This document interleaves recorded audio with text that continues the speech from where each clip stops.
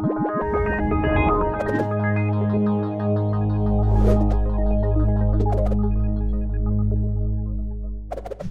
what's up? My name's Dustin, and I'm a developer here at Treehouse.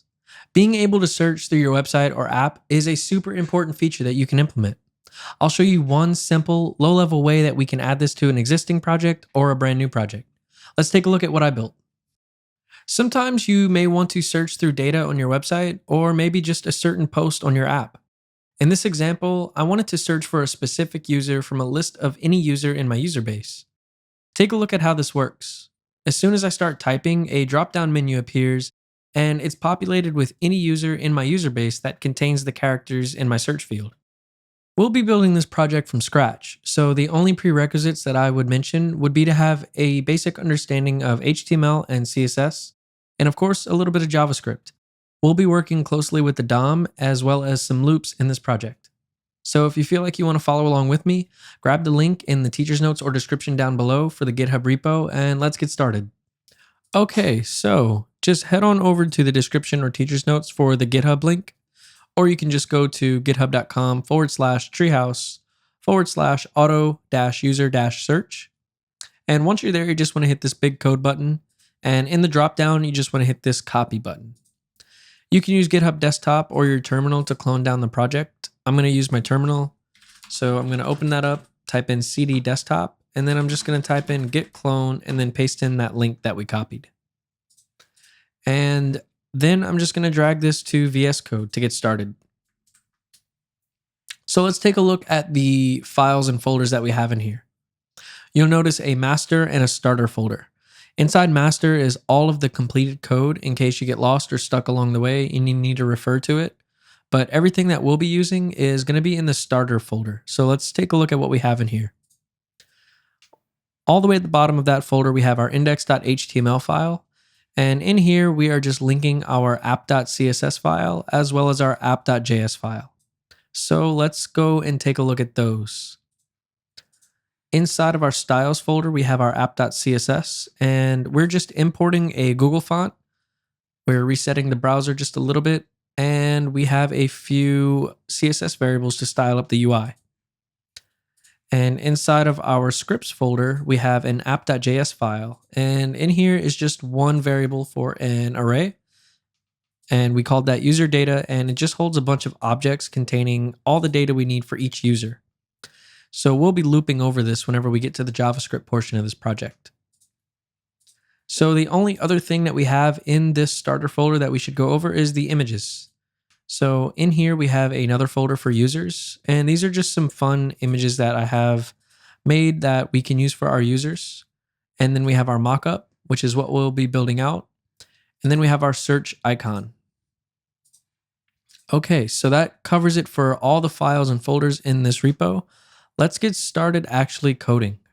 The first thing I want to do is just open up the index.html file as well as our mockup. And I'm going to open them up side by side, and let's see if we can't write the markup that we'll need to build this out. So let's make the editor just a little bit smaller. Okay, so let's break down this mockup. It looks like we have one container, and it's not centered, but it's sort of at the top of the page. And we have a search field and then a drop-down menu. So I think what I'll do is I'll create a auto user search container, and I'll put everything in here. So first thing I want to do is let's create a div called search container. And I'll first put in our image of our search icon. So I'll navigate to images and then search.png. And for the alt, I'll just put an icon for our search input. And after that, I'll just go ahead and put our input with the type of text, and I'll give it an ID of search input. And I'm going to remove the name attribute. We won't need that. And I'm also going to give an ID to our search container because we will need this in the JavaScript later also. So I'll just call this search container. Sweet. So now I guess let's also put our drop-down menu inside of this search container. So I'll create a div with the class of dropdown container. I'll also give it an ID of dropdown container. And in here, I'll just have a UL called dropdown. And I'll also give this an ID because we'll need this in the JavaScript also. And I'll just call this dropdown. Now, all these list items will be rendered dynamically. So we're going to loop over that user data array in our JavaScript file. But in order to style this out, I want to create these statically. So I'm going to create a list item. And in here, I'm going to put an image. And for now, I'm just going to navigate to one of the random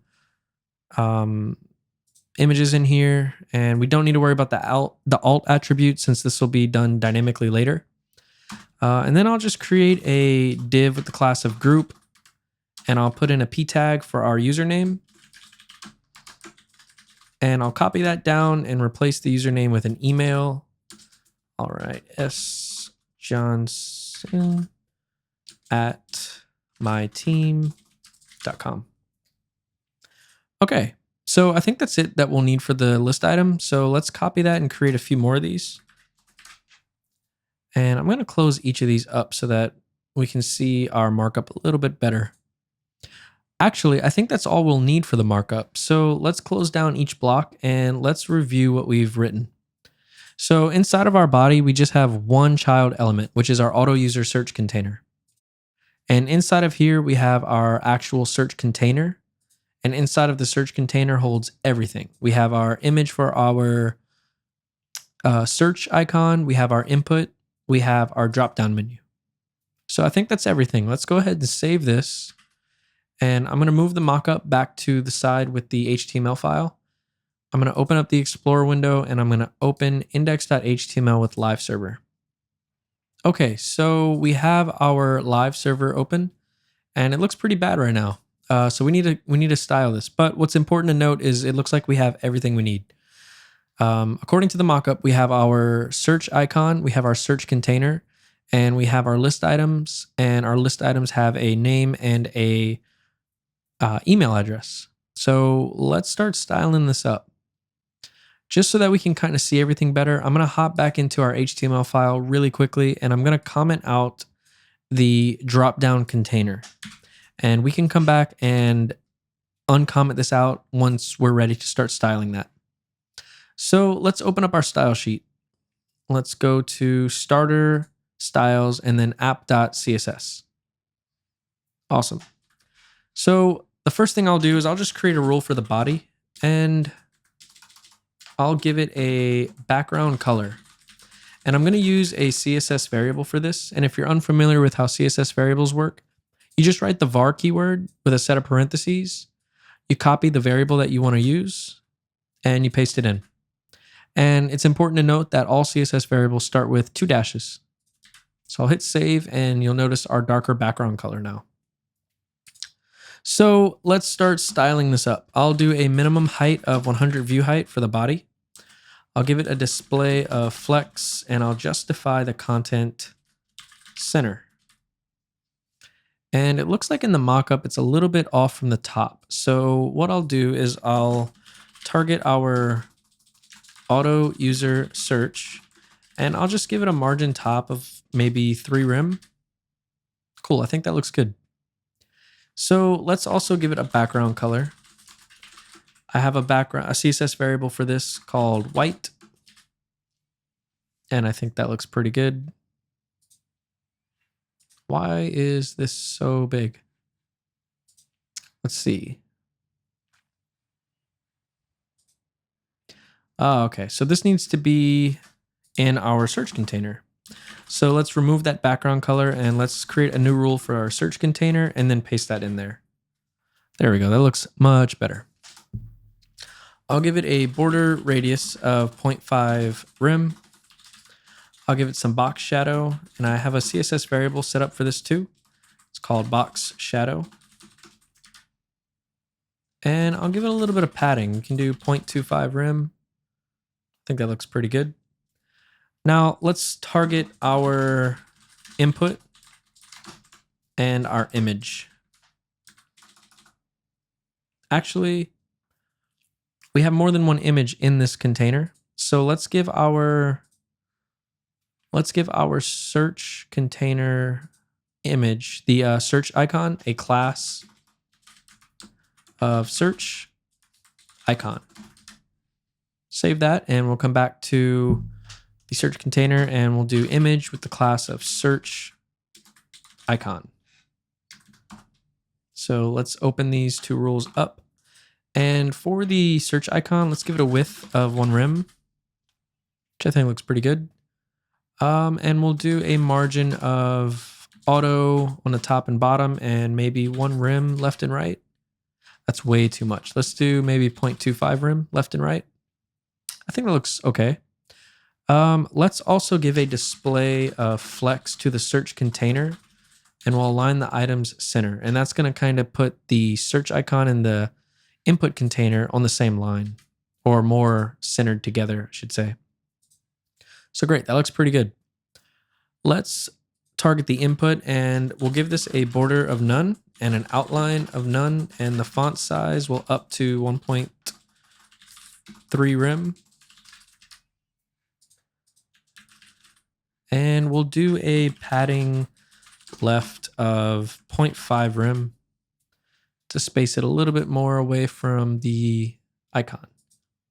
Great, I think that looks pretty good. One thing though is the auto user search. Let's give it a width of 80%, but let's give it a max width of 350 pixels, which I think looks pretty good. But now our input element is outside of the container. So let's give our input a width 100%. Great. So I think this is looking pretty good. Let's also give it a color. We have a CSS variable named text for this, and I'm actually going to copy this property, and I'm going to set this on the body as well so that everything has the same color. Awesome. You might not notice it, but it's just a little bit lighter than just pure black. Okay, so I think that's actually it for the input as well as the image.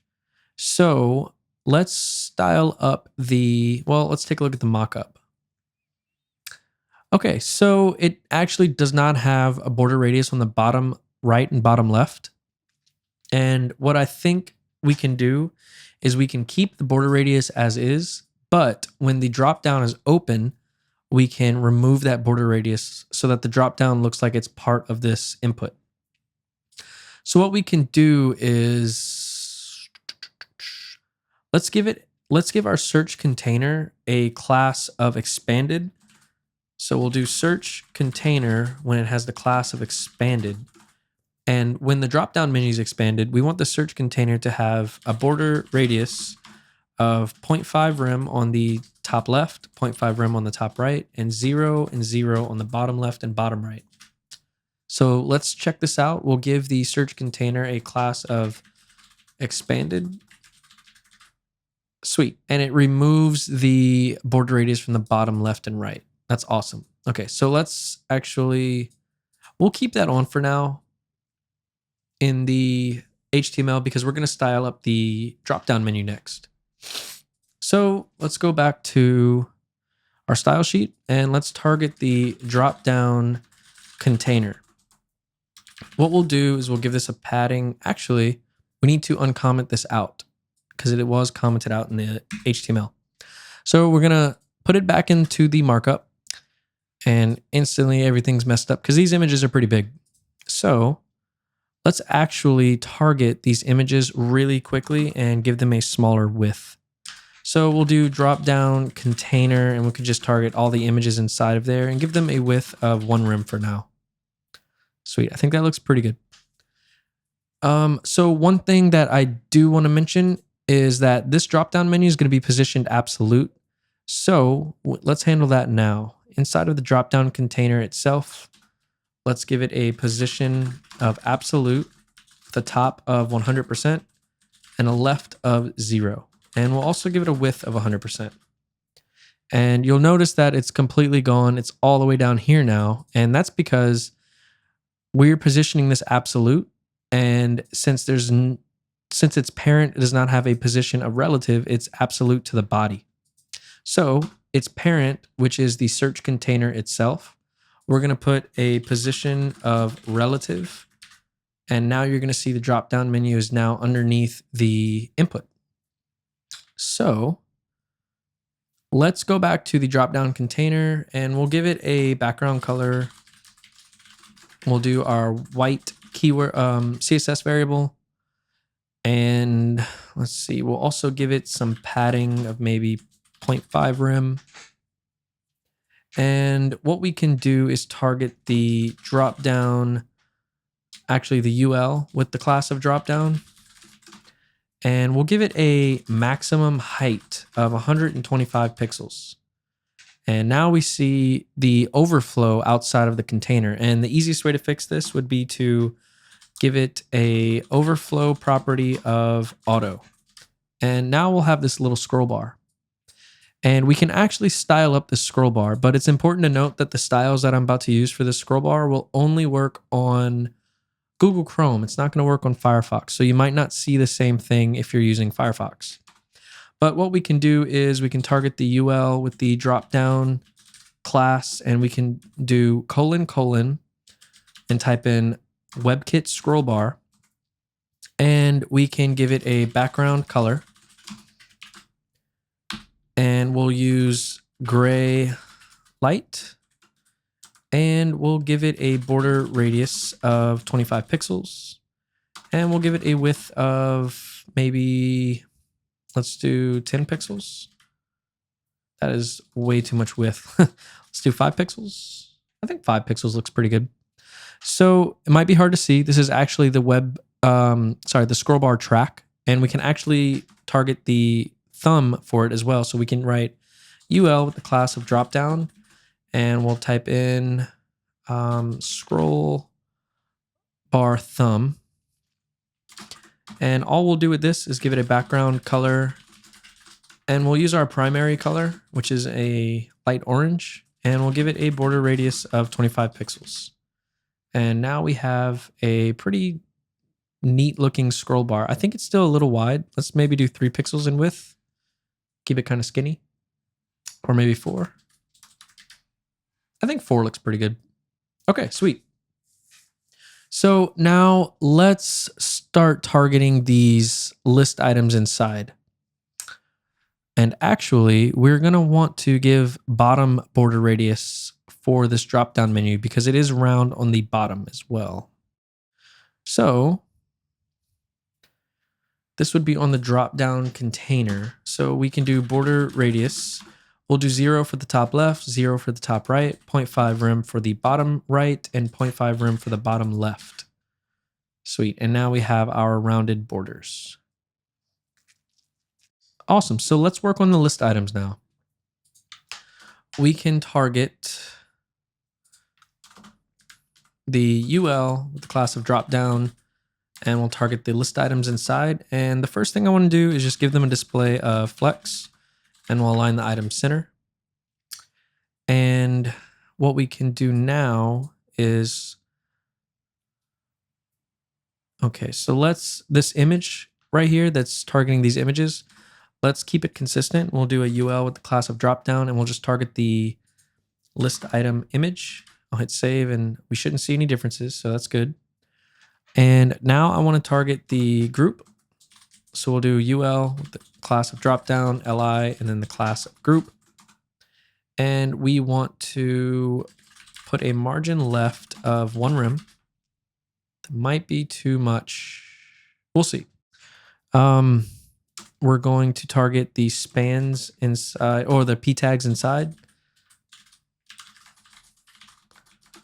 And actually we're going to target each one individually. So we'll do first of type. So I wrote UL with the class of dropdown, LI, we're targeting the group, and we're targeting the very first paragraph element. And what we'll do with this is we'll just up the font weight to maybe 500. Do font size 0.8, 0.7 rem.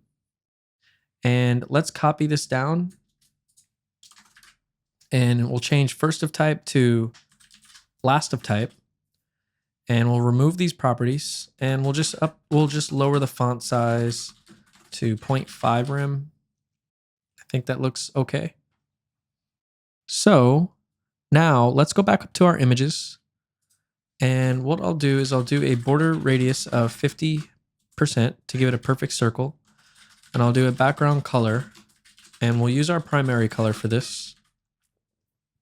And now we have our somewhat of a orange background color that matches the rest of the UI. I'm not liking the spacing on that margin left, so let's do 0.5 rem. And I think that looks pretty okay. Let's also lower the email address font size. Cool, I think that looks good. So now for each list item, let's also give it a little bit of padding.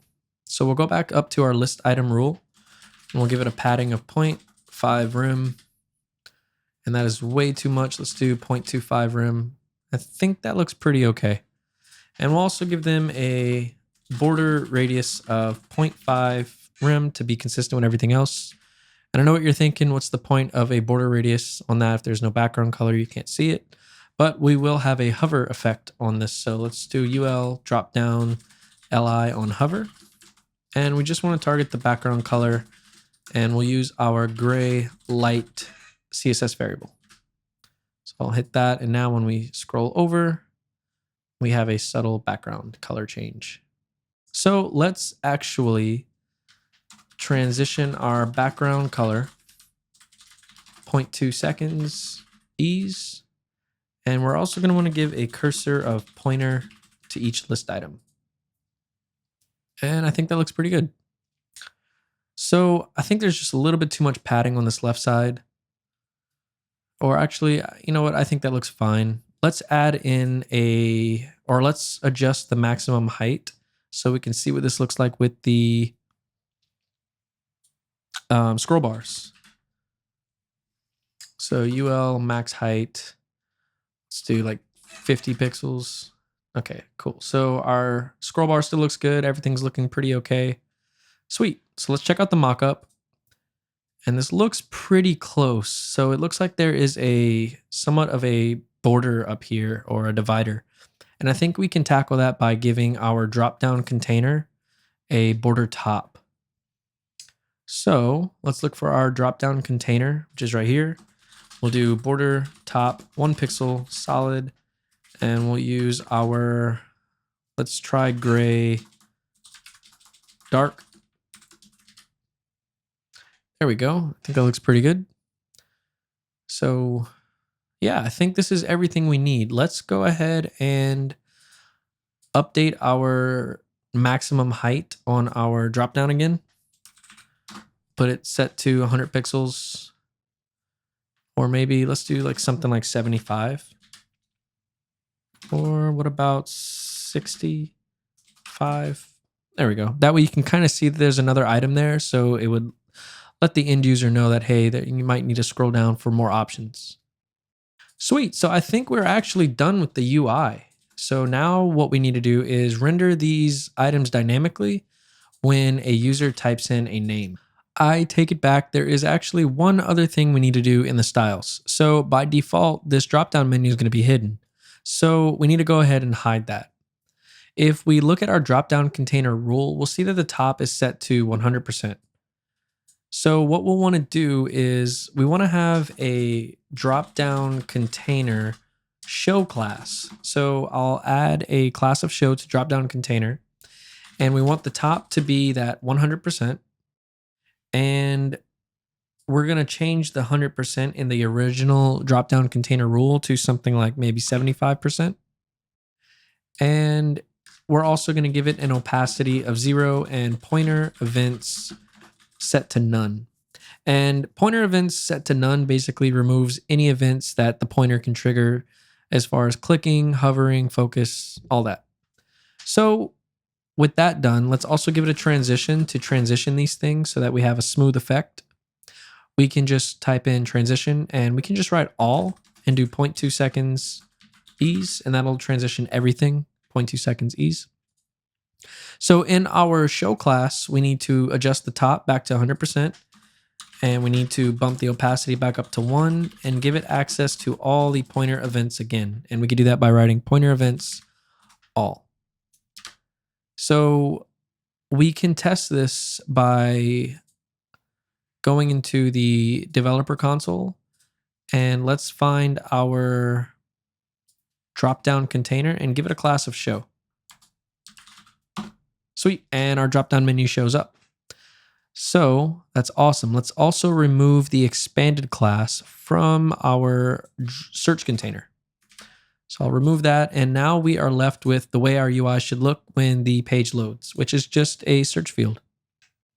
Sweet, so now let's work on the JavaScript. So what I'll do is I'll open up the app.js file, and I'm going to open up the developer console again, and I'm going to head on over to the console tab. And I think the first thing that I want to try to tackle is seeing if I can't get whatever we type in this search field to show up in the browser's console. So I do know that our input right here has an ID of search input. So let's create a variable for that. We'll type in const search input equals document.getElementById search input. And we want to listen for the key up event on this. So let's set up an event listener. We'll do search input dot add event listener, and we want to listen for key up, and we want to grab the event. And what we can do is log the value of this input to the console. So let's set up a variable for this as well. We can write let value equal event.target.value. And let's log this to the console every time this event handler runs. So we'll console.log value. So if I come over here and I start typing hello world, you'll see in the console that every single time that this input detected a key up event, it logged the value of the input to the console, which is exactly what we want, because we're going to want to test what words and what letters are in here to match with our user data. So let's go ahead and remove this console.log, and let's loop over our user data. Or actually, let's make sure our input is not empty. So we'll do if value dot, or actually, if value is not equal to an empty string, we want to first, let's see, the first thing we'll want to do is probably add that expanded class to the search container as well as show our dropdown. So let's set up some variables for those elements. So I'll write const search container equals document.getElementById search container. And then I'll set up a variable for our dropdown container as well. So I'll write const dropdown container equals document.getElementById dropdown container. So if we start typing into our search field and the value is not empty, we want to take our search container .ClassList.add expanded, and then we want to take our drop-down container .ClassList.add show. So let's start typing and see if anything happens. Sweet. We started typing and our drop-down menu appeared. So if we backspace, it should go away, right? Nope, we have not written the logic for that. So we need to write an else statement in our conditional. So if we write else, we can just reverse these two statements. So I'll just change add to remove for both of these. I'll hit save and I'll start typing, and then I'll backspace and I'll start typing again and I'll backspace. Sweet, it works. I am noticing that the border radius that is applied, or the lack of border radius that is applied to our search container, is instant. So it kind of messes up the animation. So let's see if we can hop back in the CSS, and we'll scroll up to the search container, and we will give it a transition of border radius 0.2 seconds ease. And now this should be a pretty fluid animation. Sweet, that looks so much better. Awesome. Okay. And you're probably wondering why there's already people in here. This is just the static markup that we wrote. We'll be deleting this pretty soon, and we'll actually loop over our data. So we now have a conditional statement inside of our event listener. So if our value is not empty, we want to show our drop-down menu.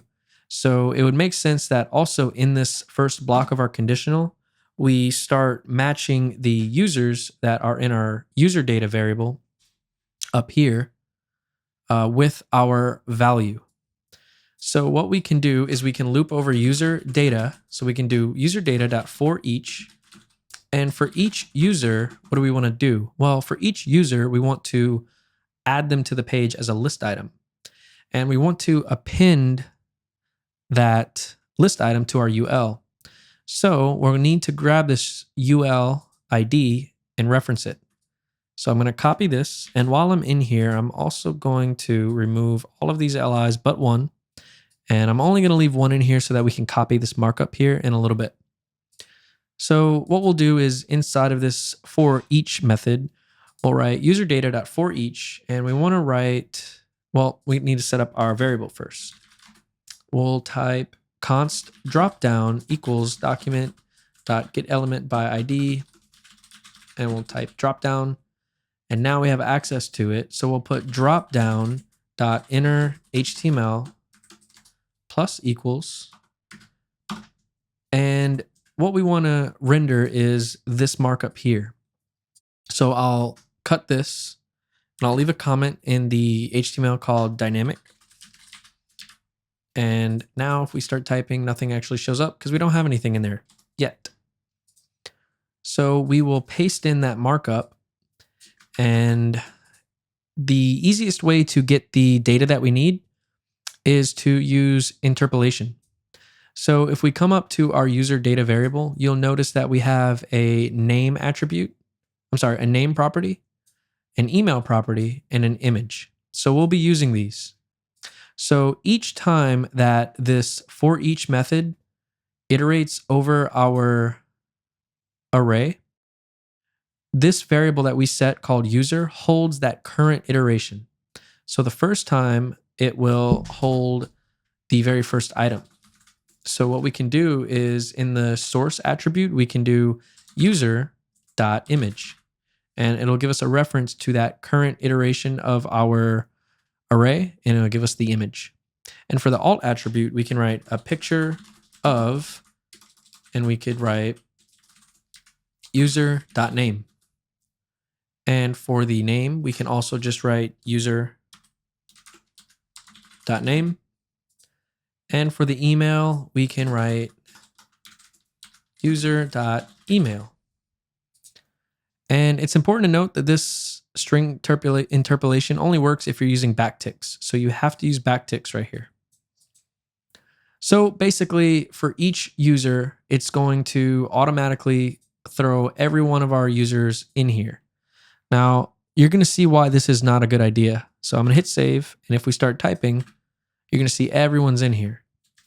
So all we're doing now is just adding all these users each time the event handler runs, which is not good. Look how many users we have. We actually only have a few users in here. We don't have that many. So what's happening is each time this runs, we're just adding and adding and adding to this unordered list. So what we should do is reset it each time. So at the very top of our if statement, we want to do dropdown.inner HTML equals an empty string. And now, no matter how many times we type, the list of users will never get any bigger. It'll always be our full list of users. So that leaves us with one other problem, is we want the users to match the search. So how do we do that? Well, this part is actually really easy. So inside of our for loop, we can run another conditional to test if the value is equal or includes any of the usernames. So what we can do is we can write if, and then in here we can put user.name, and we want to make sure it's in 2 lowercase so that we can always match the string. So we'll do 2 lowercase, and we'll write dot includes value. And we'll also do dot to lowercase on the value. And if this is true, we want to run this bit of logic right here. So I will paste that in. Oops. So I'll cut this and I'll paste this in the conditional and I'll hit save. So now if I come over here and I start typing in things, it actually will start matching. So if I type in Samantha, Samantha Taylor will show up. If I type in SAM, we have Samuel King, Samir Johnson, and Samantha Taylor. If I type in Smith, we have two people with the same last name, Chase Smith and Keenan Smith, both show up. And if we just start typing, it will always match the person. Sweet. So that about covers it for using just a little bit of JavaScript to add a ton of functionality to your web page. I hope you were able to understand the relationship between the markup and the JavaScript and how we use the DOM to kind of tie it all together. This is a great feature to add to your projects, even your old ones. So I hope you build something really, really great with this. I'll see you in the next one. And until then, have fun and happy coding.